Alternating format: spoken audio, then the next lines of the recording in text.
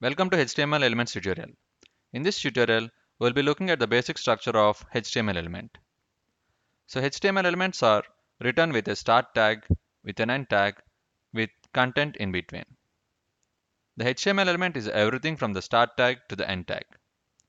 In this example, you could see the p tag from the start to the end with some content in between can be considered as an HTML element.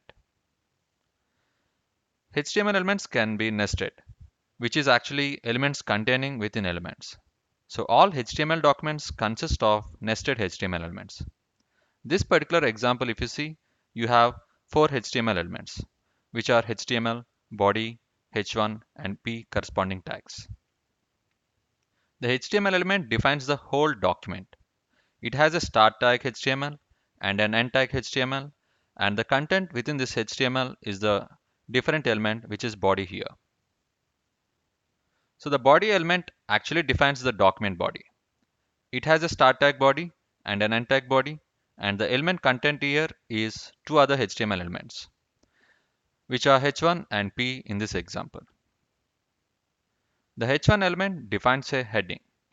It has a start tag h1 and an end tag h1, and the content here can be seen as first heading as the content value.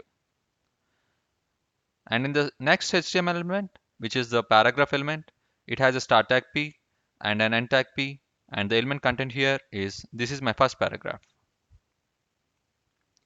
Don't forget to end the tag. Some HTML elements may display correctly even if you forget the end tag, but it's not reliable always. So let's quickly load this simple example in the browser. So you could see the first heading is displayed as the heading here, and this is my first paragraph is the content value within the p tag. So let's try to remove the end tag here, and let's reload it. Okay. So you could see it is still being displayed properly, but this is not always reliable. So it's always recommended to end the tags properly. HTML elements with no content are actually called empty elements. For an example, br tag is an empty element. So let's add an element here. And for empty elements, you could just close it within the same tag. And let's reload this web page in the browser. So now you could see a line break has been introduced in between the heading and paragraph.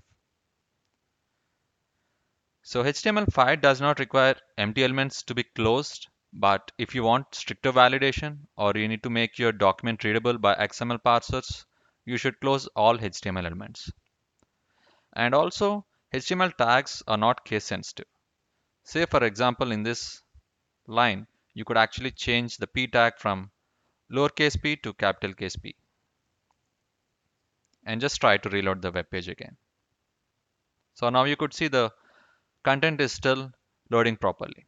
So this is not actually case sensitive.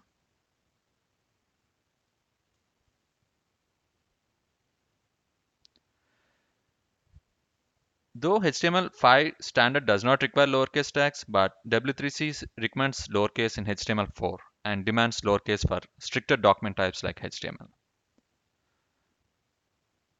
So with this summary, we actually covered the basics of what HTML element structure defines like, and in further tutorials, we can go through the other topics related to HTML.